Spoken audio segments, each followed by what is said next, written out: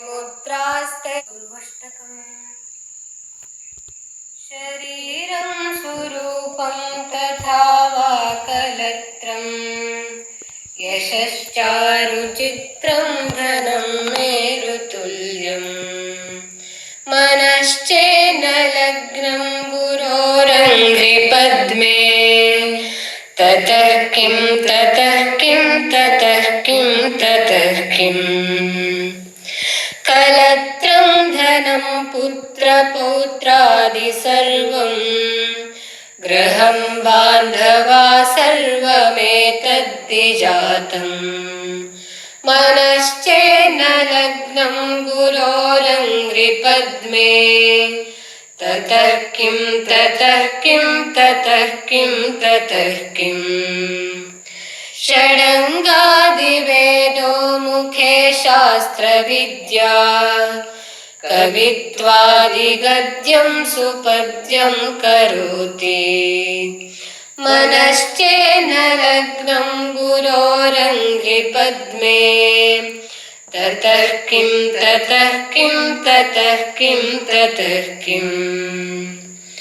विदेशेषु मान्यस्वदेशेषु धन्यः सदाचारवृत्तेषु मत्तो न चान्यः मनश्चेन्न लग्नं गुरोरङ्घ्रिपद्मे ततः किं ततः किं ततः किं ततः किम् क्षमामण्डले भूपभूपालवृन्दैः सदा सेवितं यस्य पादारविन्दम् मनश्चेन्न लग्नं गुरोरङ्घ्रिपद्मे ततः किं ततः किं ततः किं ततः किम् यशो मे गतं दिक्षु दानप्रतापात् जगद्वस्तु सर्वं करे यत्प्रसादात् मनश्चेन्न लग्नं गुरोरङ्घ्रिपद्मे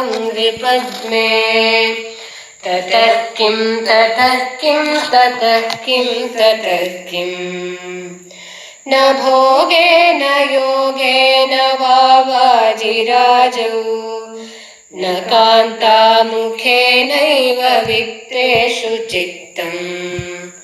मनश्चेन्न लग्नं गुरोरङ्घ्रिपद्मे ततः किं ततः किं ततः किं ततः किम् अरण्येन वा स्वस्य गेहेन कार्ये न देहे मनो वर्तते मे त्वनर्घ्ये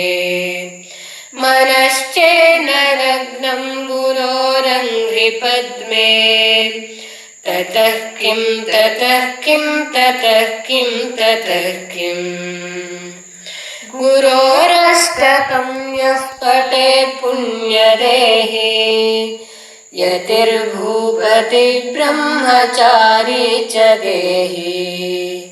लभेद्वाञ्छितार्थं पदं ब्रह्मसंज्ञम् गुरोरुक्तवाक्ये मनो यस्य लग्नम् गुरोरुक्तवाक्ये मनो यस्य लग्नम् गुरोरुक्तवाक्ये मनो यस्य लग्नम्